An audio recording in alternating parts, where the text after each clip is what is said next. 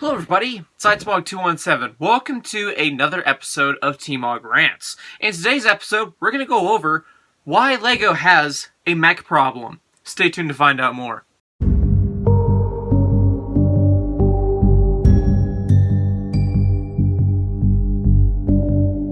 So, in case you guys haven't read the title, I think LEGO has a mech problem. Why? Well, let me get into it with you guys. So, in 2020, LEGO introduced the Marvel mechs, starting off with Iron Man being one of the main ones that you can get for approximately the price tag of $13.99 Canadian, with 148 pieces in one minifigure. This seems like a pretty cool mech overall. It did have its flaws, but it was fine, because why? You could pose it. Why do I have an issue with Marvel mechs nowadays? Because when we have to pay 20 Canadian dollars for something like this, it doesn't make sense. Why doesn't it make sense? Again, going back to that posability, with a 2021, you could move it up and down, you could bend the elbows, etc. You know, you could get some really fun poses with this, you know? And same thing goes for the legs. You could bend the legs to make it look like he was flying if you wanted to. And the thing is, you could probably use this as a stop motion thing if you wanted. There's just so much articulation. And the thing that they started to do, ever since the 2022 Ninjago Evo line introduced this new mech joint piece. It first appeared in the core line of Ninjago sets, which are aimed for 6 and up. Sure, okay, fine, I'll give it a pass because it's going to Ninjago's roots. It's more aimed towards kids. I was, you know, pretty chill with this line of Ninjago sets, and I was like, okay, fine, it's a kid mech, whatever. I would prefer more posability, because growing up, I encountered a similar issue with action figures having stiff joints where you couldn't bend, and I literally broke a Spider-Man action figure because I tried to bend the legs because I just didn't understand why.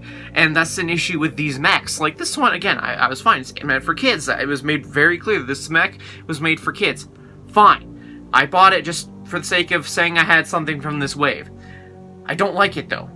It definitely seems like it's being used as an excuse for LEGO set designers as a get-out-of-jail-free card for actually putting some thought and effort into posability or just structure of a build. And I think the 2023 Marvel mechs are a prime example of that. Why? Well, take Rocket Raccoon for example. He's got the new joint pieces that was introduced in the 2022 wave of Ninjago, and you have almost no posability with this guy. Yeah, you can twist it from side to side and up to down, but what's the point in giving Rocket Raccoon a hand if you can't even pose the hand like you could with the 2021 or even heck the 2022 Marvel mechs?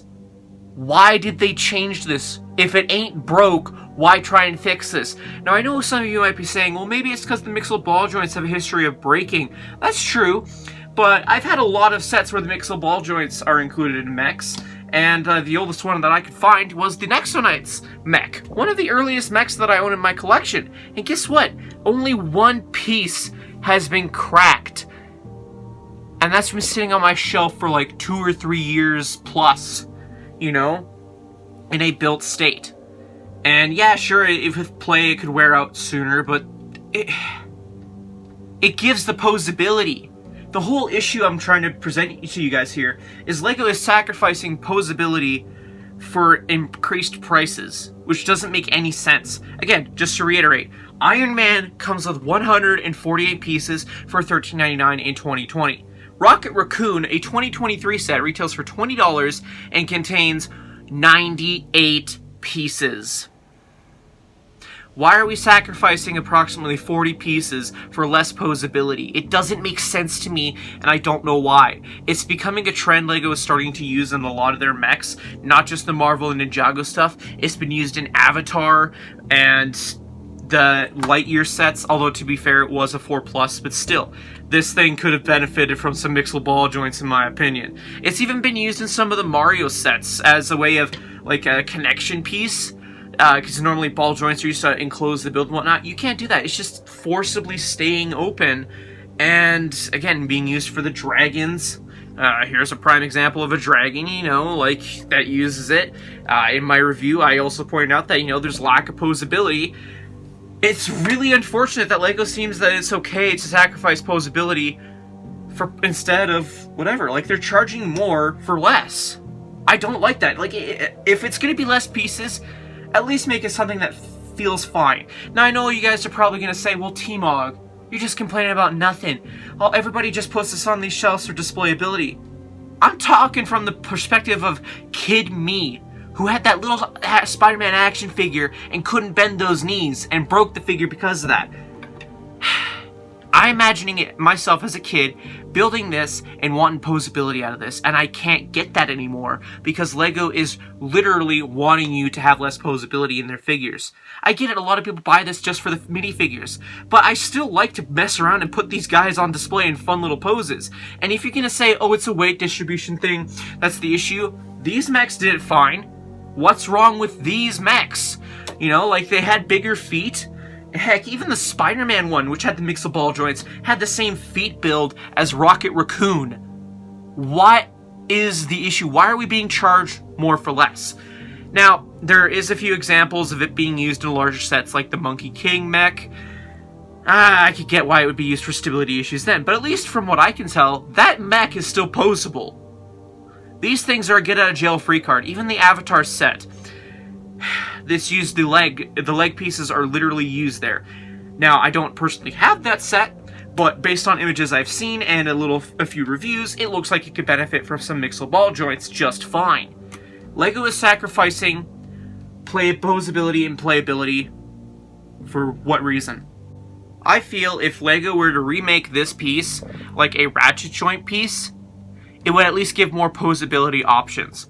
Again, another example is the Thanos mech that released in 2023, where, as shown on screen here, he has his Infinity Gauntlet in a pose like this, but the unfortunate thing is, yes, the Infinity Gauntlet is on a ball joint, where you could twist it side to side, but that arm is forever in a pose like this. So you can't really get any posability. Imagine just moving around like that. That's not going to be fun for a kid to play with. Anyway, that's more or less my rant for today. I hope I got my point across, and I really hope that LEGO can stop using these because, again, 1, 2, 3, 4 items in my collection that I could just randomly find have already been starting to use these, and I can only imagine LEGO's going to use this more and more. Which, again, I want more posability in my builds. I care about that a lot. I don't care if it's going to be displayed on a shelf. It matters to me.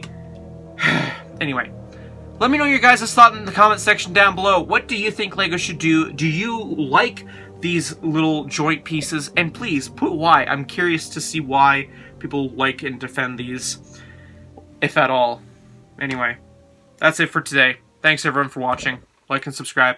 Till then, later. Bye.